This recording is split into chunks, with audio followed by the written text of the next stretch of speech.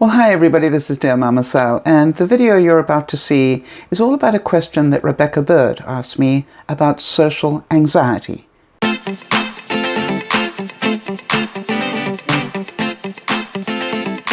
Well, hi everybody, this is DearMamaSal, and today I want to do a special video for Rebecca Bird. Rebecca is a viewer who wrote to me, and quite honestly, her story broke my heart in a number of ways.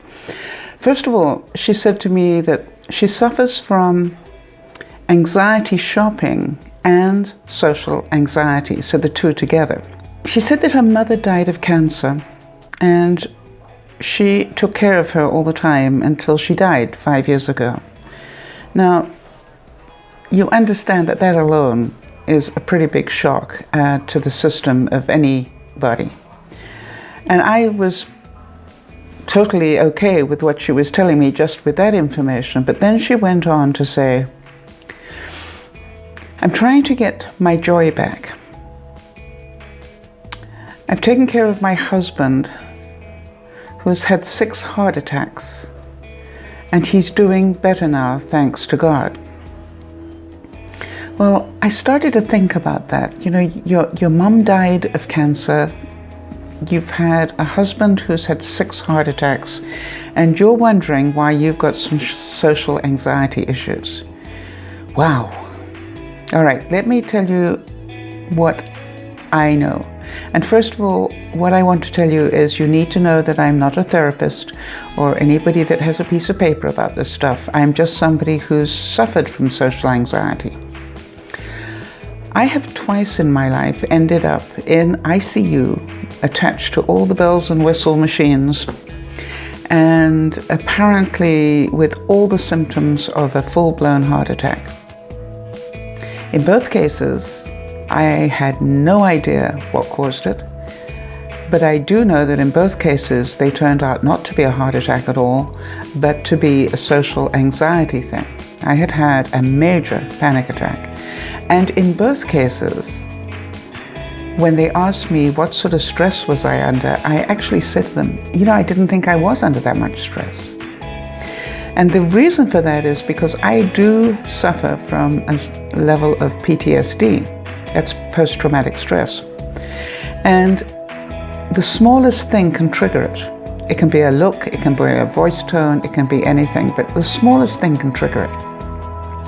And so I've learned that every now and then I'm going to get caught out and they're going to rush me to hospital. And I'm going to try and convince them that I'm fine and I'm probably just having a panic attack, and they'll say, no, you're not fine. And they'll hook me up to all the machines. Well, Rebecca, what has this got to do with you? Well, I'd like to suggest that with your mother having had cancer and dying, and you were responsible for looking after her, that in itself is pretty traumatic. You then have had 6 different situations where your husband has had a heart attack. Very traumatic. So there is a very strong possibility that you are suffering some sort of post-traumatic situation going on. And I would definitely recommend, if there's any way that you can, that you get some help with this. And it just requires that you go to your doctor and talk about it and just say, is there any chance, you know, that I can get some help?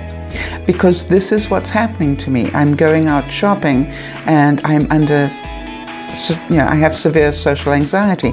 Now, some doctors will just poo-poo on that and just go, well, you know, just get used to it or whatever. But here's the thing I'd like to suggest. I don't know enough about the story, but there's part of me that asks the question, were you at any time out shopping when your husband had a heart attack?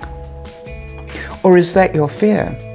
That maybe while you're out, your husband will have another one and you won't get back in time? Because that would make an awful lot of sense to me. But I do know that you deserve some support. Now, whether you get it via your doctor and he can get you some help, or whether you, if you can't do that, maybe join us with some of our broadcasts where we help people. And we also try and match people up with other people who have similar situations or similar people who have had similar situations and have got over them. Now, to give you some idea, I tell a wonderful story about one of our viewers, Leslie from Scotland, who hadn't been out of the house in 3 years when we met her.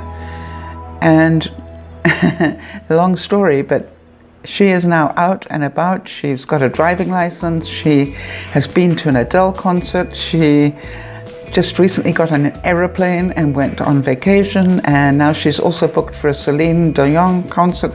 So you go, there is hope here, Rebecca. You just need some support, and you deserve some.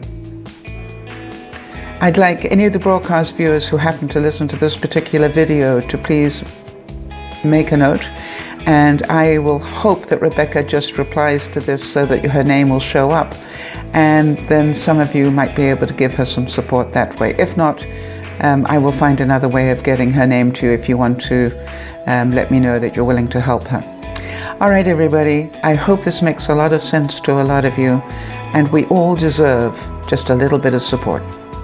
This is Dear Mama Sal saying, remember to look after one another, but most of all, look after yourself. Bye-bye for now.